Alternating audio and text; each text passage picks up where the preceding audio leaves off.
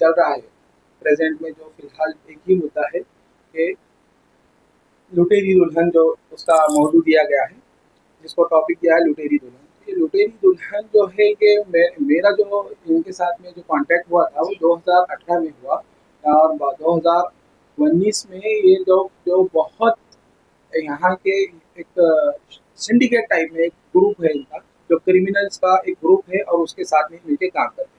एक षड्यंत्र रचने का एक इनका जो जाल है कि हर सिटी के अंदर में उनके गुर्गे और गुंडे और ब्लैकमेलर की लिस्ट उन्होंने आइडेंटिफाई किया है। उसके वहाँ से उनको टिप जाती है कि ये प्रोफाइल का आदमी है, ये आज अभी परेशान है, फैमिली डिस्प्यूट में है, वो उन तक वो कहीं ना कहीं से खबर निकालते हैं कि तुम इसको ट्रैक करो और इसके पास से एक मोटी रकम हम वसूल करके देंगे। इस तरीके से उनके हर सिटी के अंदर अलग अलग अलग जाल बनाए हैं, उनके ग्रुप है, और फिर वहाँ पे उनको उस लेडी को ये पता चलता है तो वो लेडी इतनी शातिर है कि उसमें ये गुण है कि सामने वाले को अपने जाल में फंसा ही लेती है। कुछ ना कुछ बात करके अपने आप को मजलूम जाहिर करती है, मैं यतीम हूँ, मैं एक मुसलमान लेडी होने की वजह से मेरे को बहुत टॉर्चर किया जा रहा है, मैं तलाकशुदा हूँ, एक बच्चा है, और ऐसे ऐसे कहानियां बनाती है जिसके ऊपर आदमी यकीन करके उसकी मदद करने को पहुंचता है। और जब उसकी मदद करने को पहुंचता है तो वो उसकी जाल में फंसी जाता है। और वो फंसाने के तरीके, अगर हम अभी तो इतना कम वक्त है, इसलिए कम वक्त में मैं आपको बहुत बड़ी चीज़ बता नहीं पाऊंगा कि किस तरीके से उसका वो होता है। इसके ऊपर तो डिटेल इन्वेस्टिगेशन अभी चालू है। हमारी डिमांड थी कि स्पेशल एसआईटी को गठित करके इसको बड़े पुलिस ऑफिसर के जरिए कराओ, क्योंकि इसमें पुलिस के कुछ जो निचले दर्जे के जो अधिकारी होते हैं, constable, head constable, ASI, PSI, वो भी इस ग्रुप में काम करते हैं। इनके ऊपर पॉलिटिकल इनको सपोर्ट है, और ये सारी चीज़ इसके अंदर में होने की वजह से सामने वाला बहुत ज़्यादा प्रेशर में आके उनकी जो भी डिमांड होती है उसको फुलफिल करता है। कितने लोग फंसे हैं आपके साथ साथ और कितने? अभी ऑन रिकॉर्ड जो पुलिस तक के हम लोगों ने पहुंचा पाए हैं, जिसके डॉक्यूमेंट और एविडेंस जो लगते थे, तो पुलिस और कोर्ट कचहरी के अंदर में एविडेंस लगता है, और मैंने जो एविडेंस उनको कलेक्ट करके दिया है, अभी तक के 9 पति उसके मैंने आइडेंटिफाई करके दिया है, जिसके ऊपर उसने केस किया। यहाँ उल्टा होता है कि अपन ऐसा ढूंढते हैं कि यार शादी हो रही थी, इसके ऊपर कुछ केस वगैरह हुए, तो वैसा उसके ऊपर एक सिंगल केस भी नहीं था।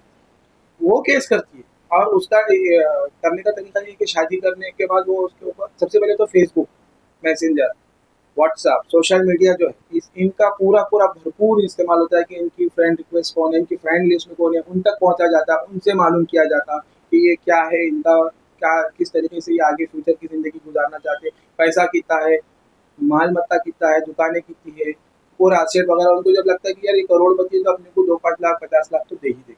मुझे 50 लाख की डिमांड की गई थी, मैंने 50 लाख पूरे नहीं दिया, लेकिन मेरे को बहुत फिर फैमिली से टूट जाता है इंसान कि यार ये एक ऐसा एक लेडी अपने को रेप का केस डाल दी, अपने ऊपर गोल्ड ऑर्नामेंट चोरी होने का क्या केस। फेस किया आपने सर? जैसे कि आपने बताया कि अब फैमिली से कितना डिस्टरबेंस आया, क्या फेस किया आपने अपनी पर्सनल लाइफ में? मेरे देखो, हम मैंने उसके जो फेसबुक से आया, उसने अपने आप को मजलूम जाहिर किया, आदमी एक इमोशनल रहता है, और फिर उसकी मदद को पहुंचता है, उसकी मदद में पहुंचने के बाद वो जाल में फंस गया। उसने क्या कहा, मैं एक लेडी टीचर हूँ, मेरे को यहाँ से निकालो, यहाँ पे मैनेजमेंट मुझे बहुत सता रहा है, मैं एक तलाकशुदा औरत हूँ और मुझे यहाँ से निकालो। और आप निकाल सकते हैं, आपकी फ्रेंड लिस्ट में, आपकी फ्रेंड जो लिस्ट है उसके अंदर एजुकेशन मिनिस्टर के सेक्रेटरी दिख रहे हैं मुझे, यहाँ तक कि वो रिसर्च करते हैं। और उसके बाद उन्होंने कहा है कि आप वो मेरा ट्रांसफ़र करवा देंगे नागपुर से, तो मैं आपका ज़िंदगी भर एहसान मानूंगी। उस हिसाब से हम लोगों का भी बातचीत हुई, और मैंने उनका वो ट्रांसफ़र नागपुर से कोंडाली करवा दिया। मेरी जब फिलहाल, मेरा तो हमारा ये एंसेंट्रल बिजनेस है ज़मीनात का, और ये दुकानें वगैरह जो मॉल में, लेकिन मैं तो उसके साथ जॉब भी करता हूँ। आरबीएल बैंक में मैं सीनियर मैनेजर की पोजीशन पे था, नागपुर में मेरी पोस्टिंग थी। मैं एग्रीकल्चर का जो पोर्टफोलियो है वो संभालता था रामदास पेट में। उस वक्त मुझे फेसबुक मैसेंजर पे कॉल आया, और मैं उनके फिर ये जाल में फंसता चला गया। फिर उसने वहाँ पे जब ट्रांसफ़र करवाने के लिए बताया, तो ट्रांसफ़र हो गया, रिलीविंग नहीं मिल रही, तो मैं वहाँ पे प्रिंसिपल के पास जाकर जब बात किया कि इसको रिलीव करो, वो रिलीविंग में कुछ, तो प्रिंसिपल को तो उसकी पूरी रिकॉर्ड मालूम होगा, लेकिन वो बोल नहीं पा रहे थे और वो रिलीव भी नहीं कर रहे थे उसको।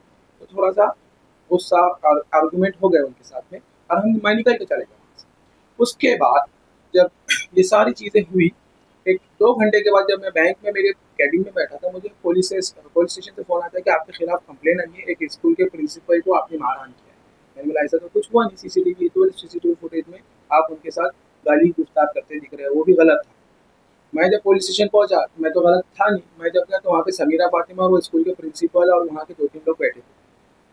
तो वहाँ पे उन्होंने बताई, वो लेडी ने मेरे आने से पहले उसका स्टेटमेंट, जो समीरा फातिमा है उसने एक स्टेटमेंट वहाँ पे दर्ज करा दिया कि वो बाहर का कोई गुंडा नहीं था, वो मेरा हस्बैंड था। हालाँकि हमारा कोई हाँ, हस्बैंड वगैरह अच्छा, नहीं। जी, ये अब वहाँ स्टेटमेंट हो गया था। मेरे को जी, उसने आके बोलते थे अब अपने को अपनी इज़्ज़त बचाना है, तो आप भी यही बोलोगे आप मैं आपकी मिसेज़ हूँ और आप उसको रेलिंग कराने के लिए आए थे। अब आदमी जाल में फँस चुका था।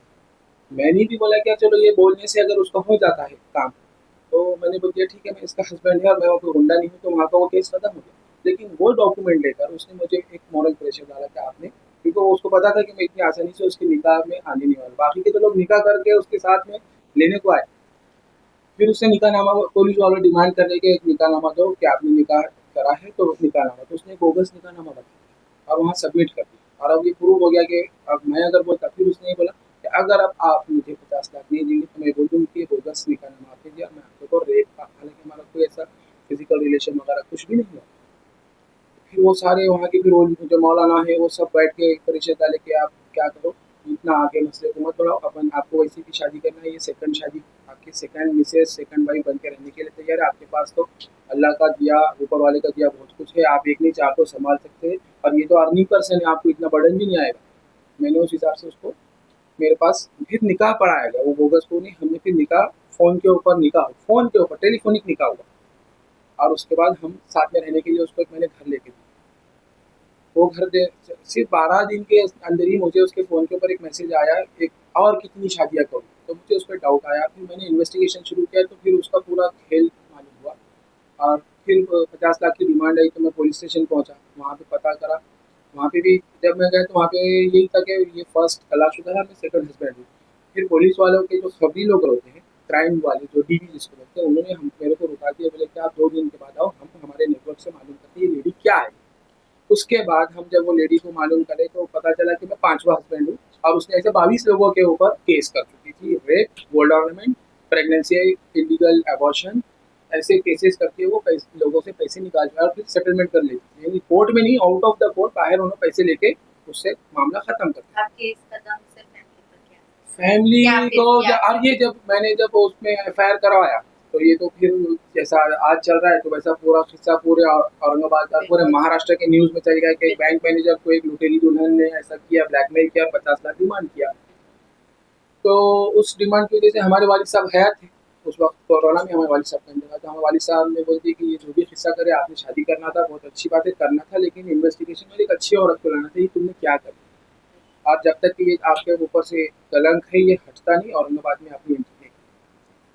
तो अब मेरे पे तो एक ज़िम्मेदारी थी कि मैं, मेरे ऊपर जो लगा एक इल्ज़ाम के, और उसको कैसा निकालूँ, तो फिर मैंने वहाँ के कुछ, अब मैं हूँ एग्रीकल्चर वाला, मैं हूँ हमारी फील्ड के जो लोग हैं, मैं उसमें एमपीएससी और यूपीएससी का रेशियो, यानी हर बड़े पोजीशन पे तीसरा आदमी हमारी फील्ड का है, एग्री कॉज जिसको बोलते हैं।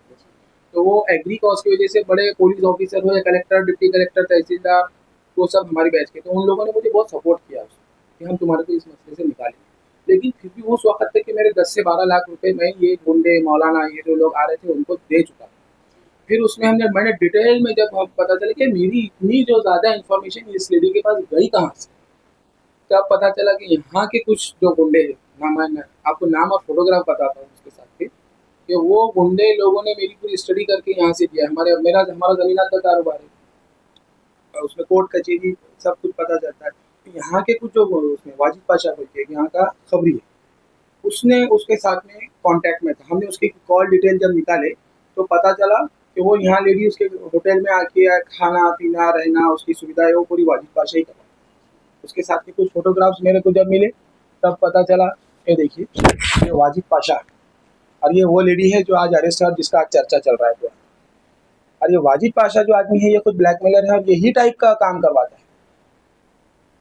अब ये जो है उसके बाजू में एक बैठा हुआ ये वसीम पटेल, ये तड़ीपार मुजरिम, तड़ीपार हो चुका है, उसके बावजूद भी वो ये, और ये लेडी है, उसके बाजू में ये अमीन, और ये तो ये जो भाई साहब दिख रहे हैं आपको, ये इनको हमने भेजे थे वहाँ पे, इनका नाम है हारून पहलवान, ये आप उधर दिखा सकते हैं। उन्होंने ये इन्फॉर्मेशन ला के दिए कि ये लोग तुम्हारे अगेंस्ट में वो कर रहे हैं।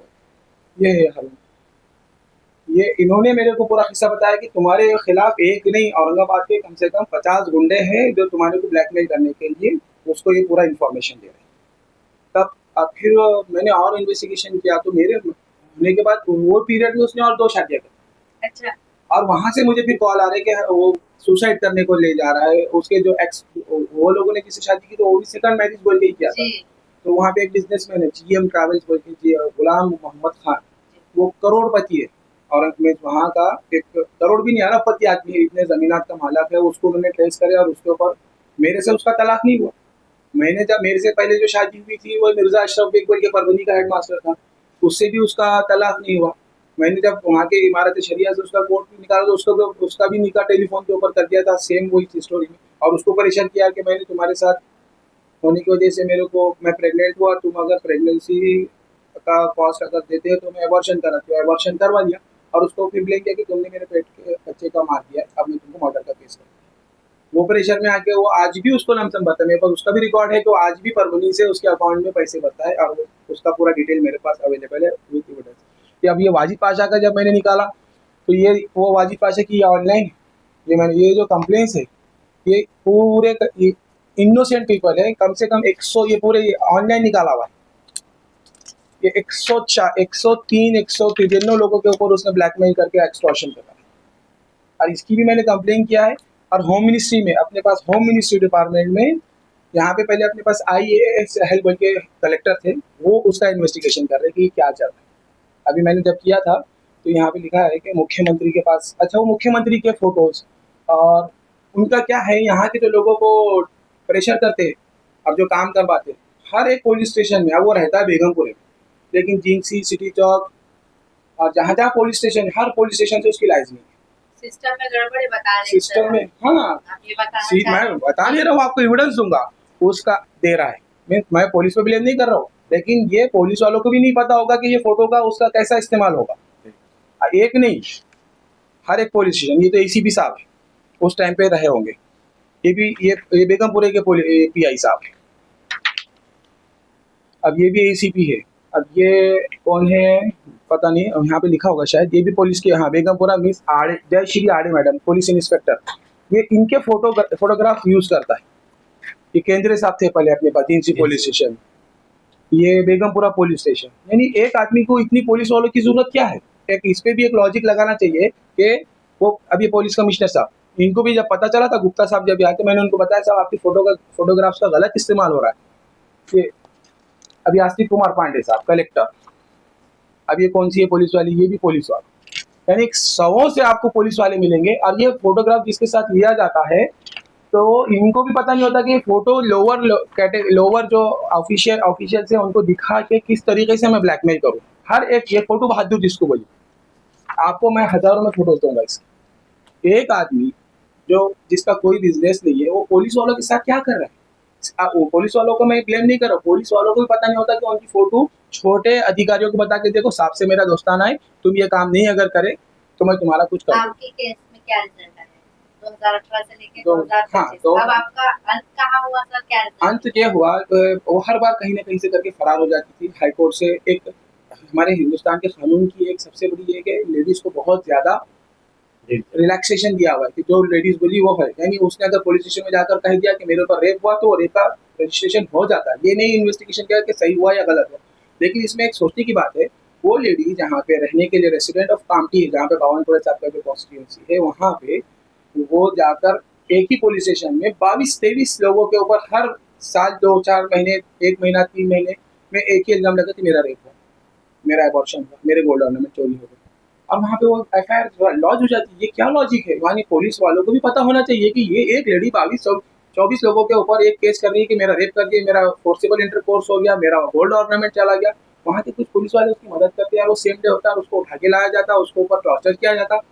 क्या रह जाती है? एक इज्जतदार आदमी को 2 दिन अगर लॉकअप में डाल दिया और उसके साथ मारम पीट किया जो उसने वो गुनाह किया ही नहीं, तो वो तो सुसाइड ही करेगा ना। और उसको पूरे न्यूज़पेपरों में आ जाता है इस तरीके से उसका। फिर मैंने अभी तक के तो फरार थी, ये टाइम पे जो GM खान साहब है, जिसका आपने देखे होंगे न्यूज़ चैनल में चल रहा है, तो वो सुसाइड करने के लिए जा रहे थे। उनकी बहन ने मेरे को बोला कि आपके पास जो डाटा है, ये डाटा निकालने को मेरे को कम से कम 1.5 साल लगा। RTI में मैंने हर पुलिस स्टेशन और हर ACP ऑफिस में दिखा के उसका डाटा कलेक्ट किया कि कहाँ कहाँ उसने NC की है, कहाँ पे उसने रिटर्न कंप्लेन किया, कहाँ पे FIR किया है।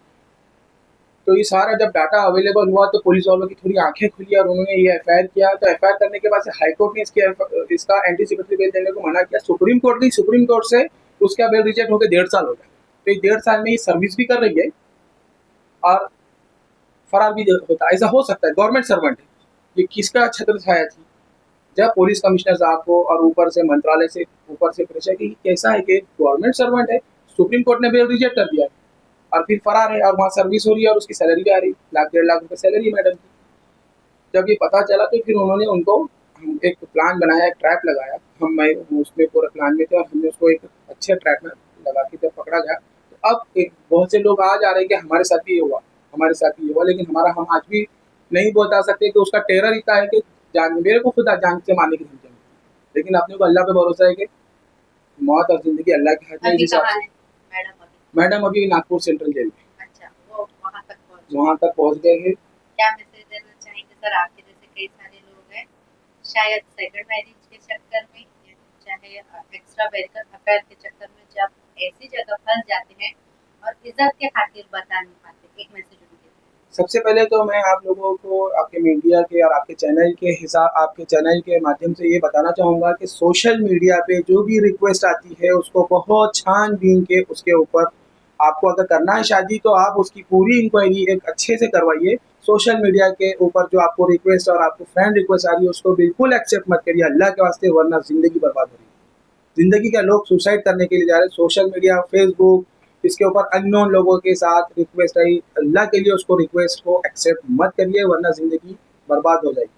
और अगर आपको सेकंड मैरिज करना है तो करो, लेकिन उसका इन्वेस्टिगेशन अच्छा करो, उसके बाद ही आप ये आगे बढ़िए। ये मेरा एक मैसेज है। मेरा नाम मोहम्मद तारिक अनीस और मैं रहने के लिए मजनू के ऊपर हूँ और मेरा कारोबार आपको तो पता है, गजल्स मॉल वगैरह है मेरे यहाँ पे और मैं एक बिजनेसमैन भी हूँ और रियल इस्टेट का मेरा कारोबार है। अभी यहाँ पर सेट है ना? जी, मैं यहीं पे सेट हूँ और उसमें और भी बहुत घिनौनी हरकतें करते हैं ये लोग। इनको शर्म और हया नाम की चीज़ नहीं है। ये लोग फैमिली तक के अप्रोच होते हैं, फैमिली को गलत चीज़ें देते हैं। मेरे घर में भी ये लोग पूरे अप्रोच हुए, फ़ोन्स किया।